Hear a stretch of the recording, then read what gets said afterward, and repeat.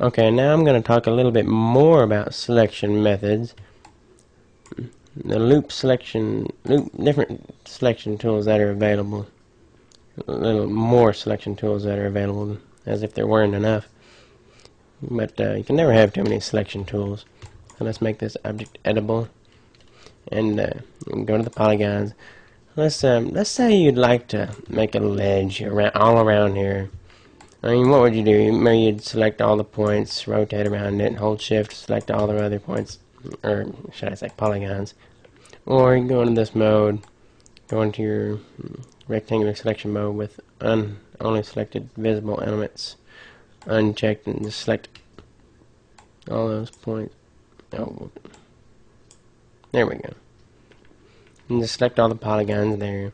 That works out, but let's say you wanted if you had a larger piece of geometry, maybe you were fairly close to it, that'd be could be a challenge on occasions. Or if you had a spherical object of sorts, where hide that. If you had a bunch of segments, make it editable, go to the side, you'd have to select. Kind of hard, a little bit hard. You have to zoom in quite a bit to get those points. Another way of doing that, if you have your object rotated, let's say you actually have your whole object rotated around, then it's not so easy to go in there and just, oh, I want to select those points there, or those polygons, excuse me, or points, polygons, or edges. What you would do is you'd use the loop selection tool. If you go to selection, they're all right there. You have loop selection, ring selection, outline selection, fill selection. You get a few different selection capabilities. You got convert selection, which is a nice little box. Let's show that right quick. So if you select polygons, you want to select the points to those polygons. You can just go to polygons, points, and convert. Then you have those points selected. Or if you want to convert those points to edges, you can do that. Now they're actually edges. So that's that's a very nice box to use. Okay, now let's go back to what we were going to discuss, loop selection. And notice also the hotkeys, or the shortcut keys. Very, very useful, very helpful. So I like to discuss the loop selection tool. If you go to UL, notice it just selects the loops. Is exactly what it does. Depending on where you're at, if you're on these lines, it'll select that. So rotate around that, and you can see your loop is selected. Or you can select around these loops. So you can do that without any kind of hassle. You don't have to worry about the front, top, right views to select your loops around whatever object you might have. Now, if you go to ring selection, you'll notice that it's more or less the same inside of polygons mode. But if you go to edges mode, you'll notice that it actually selects the edges in the formation of a ring. If you go back to the loop selection tool, which is UL, you can select just those edges in the loop. Notice if I press U, it shows you everything you can select. You can go loop selection, or you can go to selection we were just at. There's quite a few options there. All the options with U. Ring selection, UB.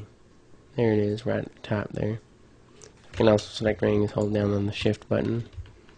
Now we have so many edges selected. And here also is in points, so we can actually select rings of points.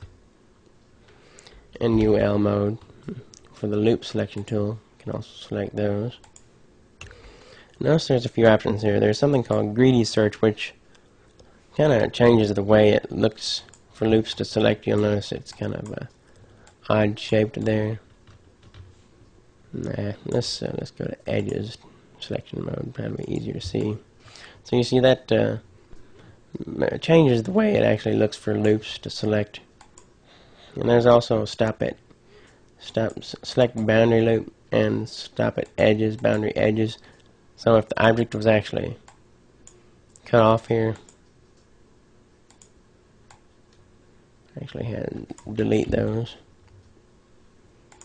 And we wanted to select edges.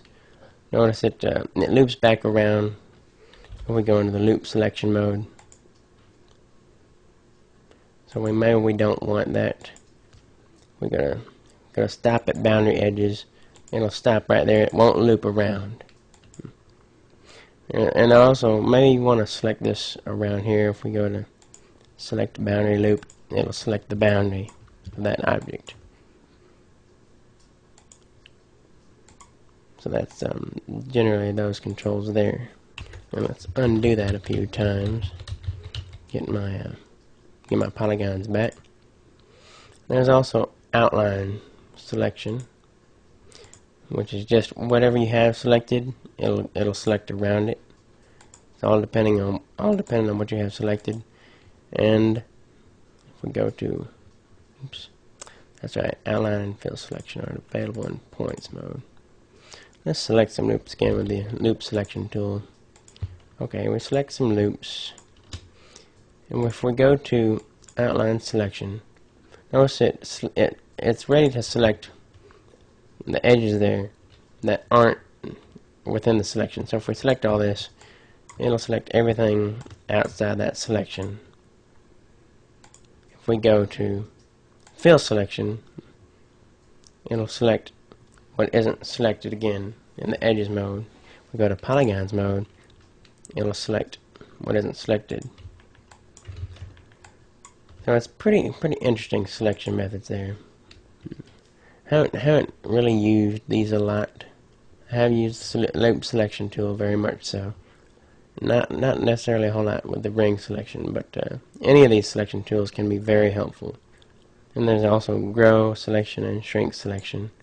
So if you want to grow it, your selection can get bigger incrementally, which is UI, UK, UI, UK, make it smaller, UI to make it bigger, just depending on what you want.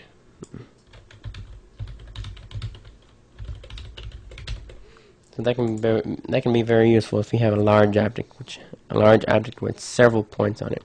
And of course, you can invert your selection just the same. And of course, deselect all, which is the same as simply clicking out into nowhere and selecting nothing.